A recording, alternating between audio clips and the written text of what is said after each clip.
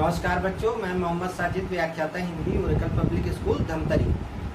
ये जो अभी जो वीडियो आप लोगों के समक्ष बन रहा है वो कक्षा 12वीं का है। और इस वीडियो में मैं आप लोगों को जनसंचार माध्यम, जो कि बहुत ही महत्वपूर्ण विषय है परीक्षा के दृष्टिकोण से, उसे मैं समझाने का प्रयास आप लोगों को करूंगा। इस महत्वपूर्ण टॉपिक पे मैं 2 बिंदुओं पर आज आप लोगों को बताऊंगा। संचार किसे कहते हैं और संचार के माध्यम कौन कौन से है ना। तो सर्वप्रथम संचार की परिभाषा। संचार क्या है? संचार शब्द में चर मूल धातु है। चर का क्या अर्थ होता है? विचरण करना। विचरण करना का अर्थ आना जाना। आना जाना अब हर लोगों का लगा रहता है, चाहे वो मनुष्य हो, पशु हो, प्राणी हो, ध्वनि हो, वायु हो, प्रकाश हो, तरंग हो, यानी किसी चीज का आना जाना क्या कहलाता है? संचार। किंतु हम जिस संचार की बात कर रहे हैं उस संचार का तात्पर्य है संदेशों का आदान प्रदान। संदेशों का आदान प्रदान क्या कहलाता है? संचार। ध्वनि के माध्यम से, तरंगों के माध्यम से, वायु के माध्यम से किसी संदेश का या किसी भावना या विचार का आना या जाना, संप्रेषण या ग्रहण क्या कहलाता है? संचार कहलाता है। ये आपकी संचार की परिभाषा हुई। संचार के 2 लक्षण, 2 प्रमुख लक्षण है संचार के।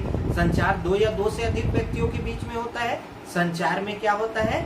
दूसरा, पहला ये हुआ संचार 2 या 2 से अधिक व्यक्ति के बीच, और दूसरा ये है कि संचार वायु, ध्वनि, प्रकाश, गति के माध्यम से संप्रेषण या ग्रहण, संदेशों का संप्रेषण या ग्रहण करना संचार कहलाता है। महत्वपूर्ण जो संचार शास्त्री है विल्बर श्रम, उन्होंने संचार को परिभाषित किया है। संचार की परिभाषा वो इस प्रकार देते हैं, उनके विचार में संचार अनुभवों की साझेदारी है। कैसे अनुभवों की साझेदारी है? तो संचार अनुभवों की साझेदारी है जिसमें हम अपनी भावनाओं को, विचारों को, सूचनाओं को ध्वनि, प्रकाश या तरंग से वायु के माध्यम से संप्रेषण या ग्रहण करते हैं। वो क्या कहलाता है? संचार कहलाता है। तो इस प्रकार संचार की परिभाषा पूर्ण हुई बच्चों। इसके अतिरिक्त हम दूसरे प्रश्न में देखते हैं कि संचार के माध्यम किसे कहते हैं, है ना। तो संचार के माध्यम, मैंने जैसे कि प्रथम परिभाषा में आप लोगों को बताया था कि वायु, ध्वनि या गति के माध्यम से स्वयं एक संचार स्वयं में एक प्रक्रिया है। संचार स्वयं में एक गति है। संचार जो प्रकाश, ध्वनि या तरंगों के माध्यम से संदेशों का संप्रेषण या ग्रहण करना क्या कहलाता है?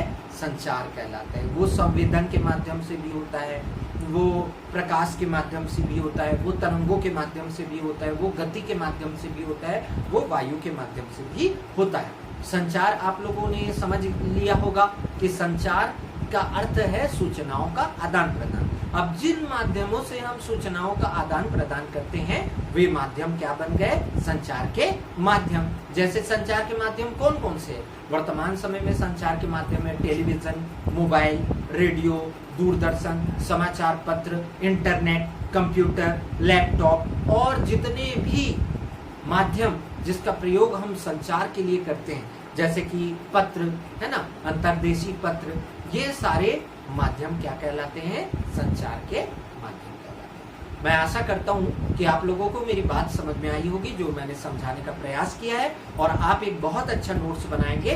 परीक्षा के दृष्टिकोण से ये नोट्स बहुत जरूरी है, तो आप इसे अपने कॉपी में नोट करेंगे। नमस्कार, धन्यवाद।